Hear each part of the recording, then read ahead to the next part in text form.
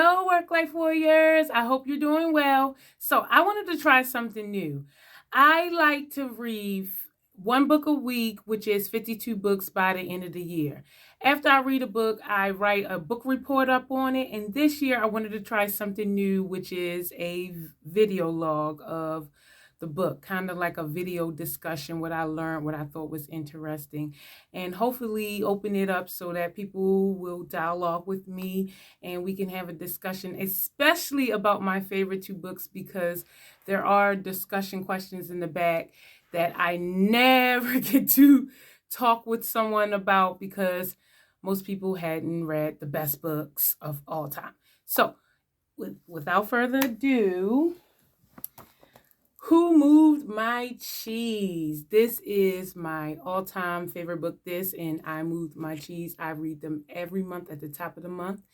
It is a norm. It's a treat. Every time I read it, I find something new. I absolutely love these books. I apply it to my life.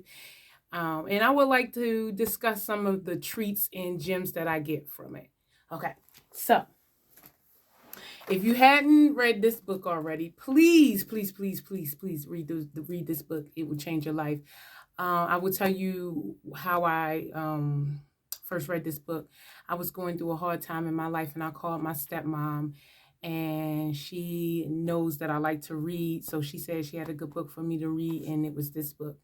And I read it, and she told me that it changed her life. And when I read it, it absolutely changed mine as well. It changed my perspective and how I view myself in the world. And again, it's a great book. Also, one time, maybe about a year after that, I went into a FedEx office to get some work done, and I stumbled across another book, my second favorite book, called I Moved Your Cheese. And I'm gonna do a video right after this one about that one as well. And the combination of the two stories together are so powerful. Individually, they're powerful, but together, so powerful. And so I thought that I would take some time and pick my thoughts and share with you and see what you think about the books as well. So, the gist of the book is about, well, this one, Who Moved My Cheese, is about four characters that live in a maze, two mice and two little people, and they live together. And they wake up, or what they do every day is chase cheese. Of course, mice need cheese to live, and human beings chase the cheese as well. So they run through the maze to find cheese, and eventually they find a large stash of cheese, and they decide, okay, this is our route from every morning. And then there's a difference between the humans and the mice and their approach to consuming the cheese. The mice continue keeping it a routine every day. They go to the storehouse, they eat the cheese, they check the cheese. They are conscious of the fact that things are changing around them, unlike the human beings who have created a house around the cheese, kind of like a home. They show it off. They have life plans based on the cheese. They kind of take it for granted. And then things change. And when things change, the mice, on their basic instinct, just go on to find new cheese, while the humans kind of, struggle with the change. And the book is about change. So, one of the things that struck me in the book that I find very interesting is like the personalization of the human characters. Once they come into the maze and they see that the cheese is gone, they're like, why did this happen to me? Why is this happening to me? Taking a situation that is obviously generic and affects everyone in the maze, including the mice and anyone else in the maze, their response is, why is it happening to me? And it makes me think about life. How many times things happen in life and then we ask, like, why me? But we never stop to think about how many other people has this happened to. That can provide that can make you step back from the situation and make you realize that it's not always just about you, and that maybe the solution is more important than the problem. Another thing that they did was catastrophizing. Well, he did a very great job of catastrophizing because he had gotten comfortable staying in the maze or taking the route that he take every day to his cheese that he already know it's there. So when it was time to go back into the maze, he started, thinking about all the fearful things, these big elaborate stories, he was telling himself because he was feeding the fear because he had gotten comfortable. And how many times in life when something new is approaching and it's time for us to face it, in our thoughts we start thinking about the worst possible scenario, and it's the scenario that we know is the most unlikely to happen, but we're thinking about it anyway. We're like, this is going to happen, and we worry ourselves to death, and it doesn't even come true. Right? That's the catastrophizing part of it. Also, the fortune telling part of it, trying to predict the future, like, oh, if we go back out there, we won't find cheese. Well, obviously, there's a 50-50 chance that you can find cheese or you won't. But when you fortune tell and mix it with catastrophizing, not only will you not find cheese, but you may die as well. So fortune telling is always a bad thing to do because it puts expectations into the situation. You come into it expecting things, and when things doesn't meet your expectation, it's hard for you to pivot. It's hard for you to change and adjust. Another thing was the entitlement. We just tried to talk about it. I was just talking about it. There's no wonder. They kind of, him and Hall kind of lost their wonder. That's the name of the characters, like being him and Hall then. And they kind of lost their wonder. Once the cheese was moved, they asked who moved my cheese, but they never considered who put it there, which is kind of like a sense of entitlement. Someone's been doing things for you and you don't even realize it because you kind of just expect it until it's not there anymore. And then it's not fair because you were entitled to it. Someone did it to you. It was supposed to be there. You had expectations on, you built dreams on it. And so it was a lot of entitlement due to the expectation without asking questions or asking half questions. So it wasn't until they began to, or at least Hall began to ask the right questions that things begin to change. Because asking half questions like who moved my cheese without asking, wait, who put it there in the first place, is kind of half empty, right? Okay, so consuming thoughts, we talk a lot. Well, I was just talking about you'll have fearful thoughts in your mind, catastrophizing the outcome or fortune telling the outcome bigger than it is, and you'll get consumed in the fear, and your thoughts will be consumed. That sometimes it can immobilize you. Fear, it will immobilize you. It causes stagnation. So if you allow your thoughts to consume you and their fearful thoughts, then it can immobilize you. Another point in the book was him and Hall became frustrated because they stayed in a situation. They did not change when the cheese changed. So they became frustrated and anger, and frustration and anger is emotion. And from my understanding, emotion is an indicator that maybe you have, something to learn or you have gone the wrong way. So to feel frustration and anger is, normal, it's healthy, but it's something that we shouldn't fear. It's just like happiness. Happiness is letting you know that what you're doing, you like. You should continue to do it. It's the same thing with frustration and anger. If you feel that, maybe it's time for you to change directions. Maybe it's time for you to try to stop fighting against the current and just float. Find a state of flow and get in tune with flow. So we give a lot of energy to the feelings of fear, frustration, anger. But frustration and anger, again, are just emotions to let you know that it's something to learn or a new way to pivot. So a negative mindset. Both him and Hall had a negative mindset because the mice sniff and scary. Soon as their situation changed, they changed. They just pivot. They went another way. They didn't think to even ask who moved my cheese. They were well aware that things were changing. The cheese stash was getting lower. It was starting to grow moldy. So they were aware. I'm not sure if they asked the question who put it there, but again, they made it so both questions were irrelevant. And when the situation changed, they changed. And so it's a negative mindset to try to make something stay when you didn't even have input in it being there in the first place. And him and Hall had a very negative mindset. They didn't want to change because it was hard to change. It was comfortable to stay in the lifestyle that they grew accustomed to, that they created lives around it. And when something is not easy and you resist change, uh, it creates both it's hard mentality, which makes you resistant to doing it, and creates a negative mindset with negative consuming thoughts. And so it's not, yes, change can lead to something bad sometimes, but it also can lead to something good. Your mindset of change always equals bad. It's negative and it doesn't really help you or serve you in any way. Um, Yes.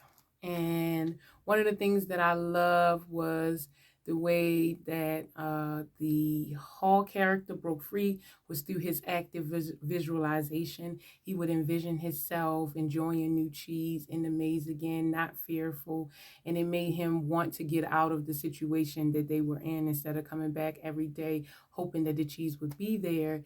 He produced the feeling of wanting to go out into the maze and enjoying the maze through active visualization, which is a powerful tool. Your imagination, your mind is a powerful tool. So I really like that along the way when he became fearful, he would just envision himself overcoming the situation, which eventually we know he overcame.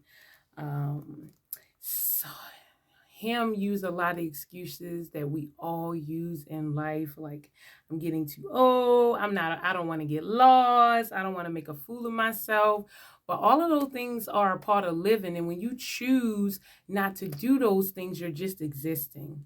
When you say getting too old or getting lost or making a fool of yourself, two of them just require an adjustment. And one of them just requires for you to want to live without caring what others' opinions are of you. So getting old is an honor. That's an honor to stay here and get old. And you have the ability to make some adjustments to your life, since we all know we're getting older, to make some adjustments to your life, in particular your mindset, so that you're allowed to just move with the cheese.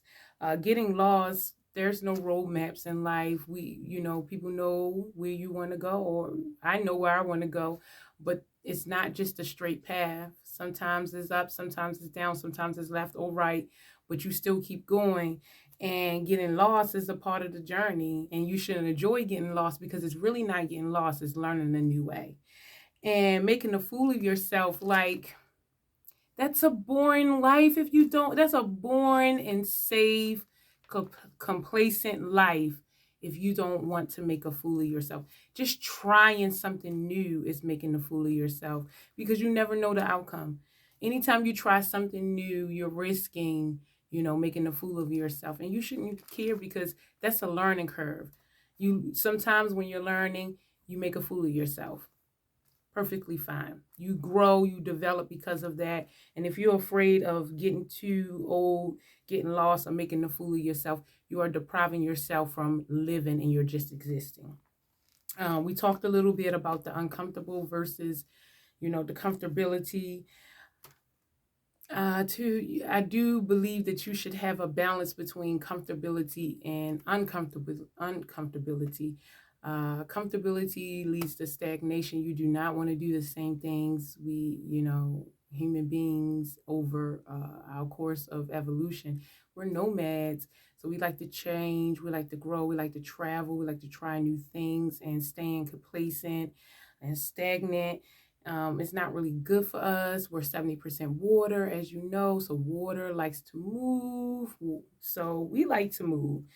And one thing about human beings is we enjoy the pursuit over the accumulation. This is why rich people still pursue more riches. It's because it doesn't matter how much money they have, they take joy in the pursuit and not the accumulation. So, part of understanding your nature is understanding that that could be a weakness that must be addressed and balanced, that you can pursue over, you could chase cheese over anything. That could be your number one value. And in the end, the question is, will it bring you satisfaction? Will it bring you joy? And the company you keep. The company you keep is so very, very, very important. It makes a difference of if you get up and do what you want to do or what you're supposed to do, and if you are supported, and as opposed to the influence to keep you in the same comfortable spot that you've always been in. Comfortability feels safe, and the world feels risky and unsafe. So a blend between the two, and watching the company you keep. If you have a lot of family members and friends that are comfortable, you need to balance that with people and situations and experiences that are not comfortable, so that you can continue to grow and develop. Another one of the things is Hall figured out is to laugh at yourself. Once you laugh at yourself, what seemed so scary before now doesn't seem as scary. You fear it just a little less. It becomes a little more silly to you, a little bit more bearable. We take ourselves way too seriously. We are having an experience. Nobody knows 100% of anything. So it's best to enjoy your experience, to take the good with the bad, the ups with the downs. Just enjoy yourself and laugh and have fun while you're making your mistakes. And just like when you enjoy your high moments and you feel happy, try to feel just as happy that in your low moments. Appreciate your low moments. Stretch them. See how much you can grow from them. See how much you can develop from them, and how much you can just feel grateful for this experience that's pushing you to grow and learn, and how it makes your experiences when you're at your peak so much more sweeter. Another thing is one of the models, keep things simple, be flexible, move quickly. I love that idea. Keep things simple. We have so many complications in daily society. We choose so many choices that keeps things anything but simple, complicated, overwhelming, stressful. If you can find ways to simplify things in your life, it is the best way to have more peace, more joy, less stress. Be flexible. We really cannot control anything in life, not at all. Even though we want to, we cannot control it. The best thing we can do is just control ourselves, our reactions, our emotions, and try to create the best experiences for us. But we have to be flexible when things don't work out in the way that we planned them. Because if life is changing around us and we're still fighting against the current because we don't want to change, it only hurts us, because life is still going to continue to change, and we're just going to continue to devolve and not keep up with time and not feel, well-being. And internal well-being is ultimately what everyone wants, and that's a combination of peace and happiness, or peace and joy. And move quickly, which I'm a little up in the air about this, but I mean, when life around you changes, move quickly. Don't sit there wondering why this is happening to me. I mean, you can reflect. Reflection is great. I try to self-reflect daily, but don't dwell on it. Don't ruminate on it to the point where it cripples you. When change happens, assess the situation and move as quickly as you can, because dwelling on the past or what was is not going to bring it back. Uh, Thinking about the problem is not going to bring it back. Your best bet is to switch mindsets to what is the solution? How can I find a way to be well in this new, situation? The last one was the present moment awareness and power. Um, Ultimately, change can only happen in the present moment. We cannot go back in the past and change the past. We cannot go to the future and change the future because it hasn't happened yet. So you can't change something that hasn't happened yet. So if you want to change your life, you can only do it in the present moment. If you want to change your habits, present moments. If you want to change your personality, your character, present moment. You have to have consciousness and be present with your consciousness in order to make the necessary changes that you deem valuable. Without it, you walk through life unconscious. You go from day to day following what is expected of you, and you don't really have any joy or peace. Inside, you just feel a lot of turmoil. So I would say present, even if that's so, because I've been there where in my internal world is just a mess. I can't think. I have a negative train of thought, negative mindset. I've been there before. I wanted to make the changes and I thought impossible. How can I monitor my thoughts? Impossible. But in the present moment is where I found the courage to change my thoughts. It's the only moment you have to change anything. So when I was aware constantly of what I was thinking, then I could think something differently. And so all of it came from the awareness of, you know, of the present moment. Because another one of the things is it makes me think if him and Hall was in the maze, if him and Hall were in the maze alone without him, without Scurry and Sniff, yes, without Scurry and Sniff, would they ever thought or would they ever consider leaving the maze or leaving that part of the maze, or would they had died there? Because they were aware that someone else is not here anymore when they were here, was that awareness what made Hall think, okay, let me go find cheese somewhere else in the maze. So awareness is everything. It's where your power lies, is where you have the ability to make the changes that you need. I absolutely love this book. I would love to discuss the questions in the back. Please tell me what you think about the book. Tell me what you think about what my thoughts about the book. Please share any comments. I would love to hear them. And I'll try to do one of these videos weekly on the books that I'm reading in addition to my book report. I hope this helps. Have a great day, work-life warriors.